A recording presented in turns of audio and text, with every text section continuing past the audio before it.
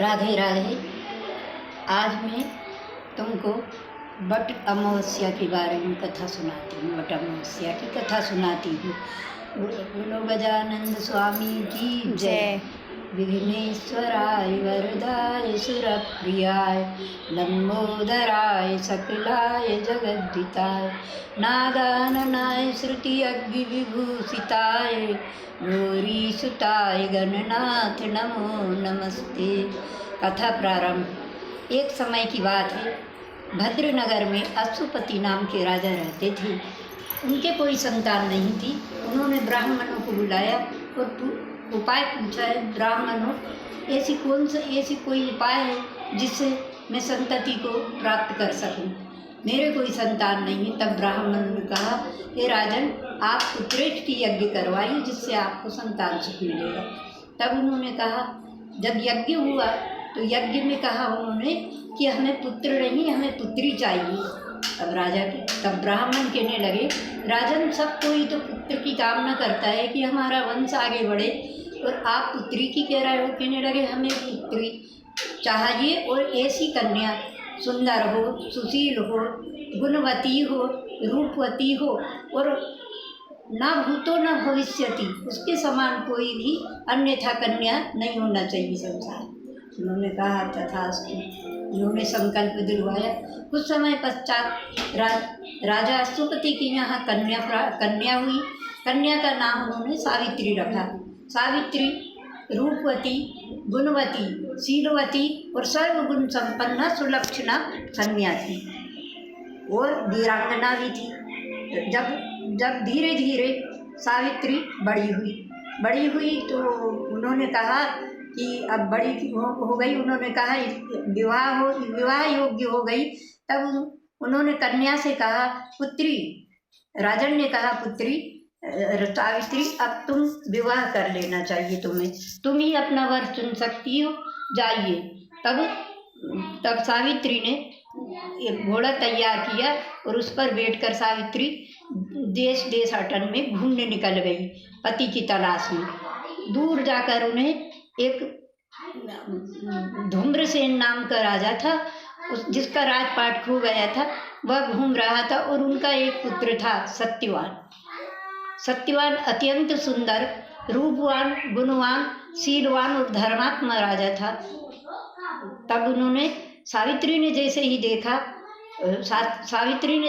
जैसे ही सत्यवान को देखा और प्रण कर लिया और कहा, हे राजपुत्र, मैं आपको वरण करना चाहती हूँ, मैं आपके साथ में विवाह करना चाहती हूँ। तब राजन ने कहा, हे सुंदरी, आप अपने माता पिता से आज्ञा लीजिए और मैं अपने माता पिता से आज्ञा लेता हूँ। तब सावित्री बोली, राजन, मैंने तो अपने माता पिता से आज्ञा ले ली, उन्होंने मुझे बोल दिया है कि अपना वर स्वयं ही चुनो। तब उन्होंने अपने माता पिता से पूछा, सत्यवान के माता पिता जो थे अंधे थे तो उनको भी आवश्यकता थी कि कोई हमारी सेवा करने वाली आ जाए।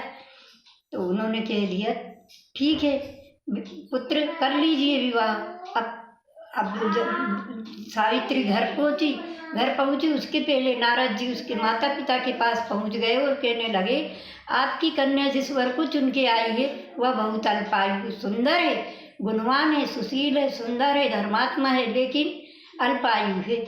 आपकी कन्या ने भूलवश कोई ऐसे राजकुमार को चुना है जिसकी आयु बहुत कम है, 16 वर्ष है उसकी आयु। तब उसके माता पिता बहुत दुखी हुए अश्वपति।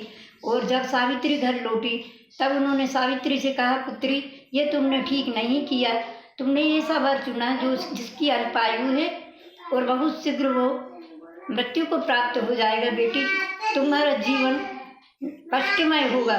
तब वह कहने लगी, पिताजी, ब्राह्मण एक बार वरण लेते हैं और कन्यादान भी एक बार ही होता है, इसलिए जो मैंने वर चुन लिया वही मेरे लिए अत्यंत श्रेष्ठ है, चाहे वह अल्पायु हो, लेकिन जिसको मैंने पति रूप में स्वीकारा है वह चाहे मेरे भाग्यवश अल्पायु हो या कैसा भी हो, मैंने तो दृढ़ निश्चय कर लिया है। तब उनके माता पिता ने कहा, ठीक है पुत्री, और विवाह लग्न तैयार करवा ली। यथा समय उनका विवाह, दोनों का, सत्यवान और सावित्री का विवाह कर दिया गया। जब विवाह हो गया, सावित्री माता पिता का घर छोड़ के अपने पति के घर आई।